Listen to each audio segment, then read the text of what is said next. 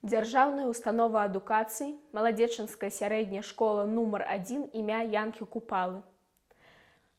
Вяршыцкая Анастасія, вучаніца 9 Г класа. Янка Сіпакоў, сяўба. На папялішчы, на пачарнелым яна сядзела. Жанчына пела. На чорнай пляме відна здалёку нібы цяпельца ў халодным змроку.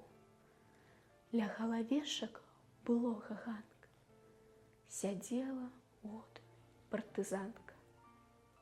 А навакола вясна буяла, трава пад попелам бушавала, трава рассоўвала ў бок вуголля, жыццё ірвалася зноў на волю, і ўжо фашыстаў нідзе, нікога.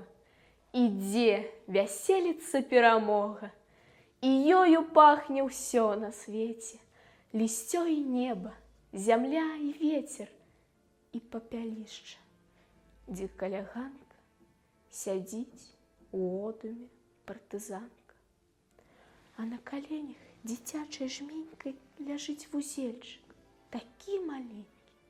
Сабралі крошак цэлую жменю, ды толькі позна дзяўчо згарэла. Таму сягоння на пачарнелым, на папялішчы вясновым ранкам сядзіць самотная партызанка. А з вузялочка, што ў прыполе, зярняты прагнуць упасці долу, як цягне іх да зямліцы, каб абудзіцца, праз дзёрн прабіцца.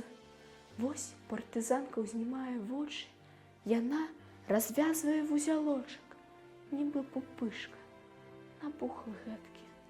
Зыходзьце, кветкі, буяйце, кветкі, не асыпайцеся ж вы ніколі, перамажыце той чорны колер, які зялёным вясновым ранкам сустрэў няветліва партызанку. А калі можаце, хоць бы трошкі, і вы ўзыдзіце хлебныя крошкі. Як будзе голад і ўдзень, і ўночы, хай лазяць дзеці ў мой гародчык. На папялішчы, на пачарнелым яна хадзіла, жанчына пела. На чорнай пляме відна здалёку, нібы цяпельца ў халодным змроку. Ля галавешак былога ганка кветкі сеяла партызанка.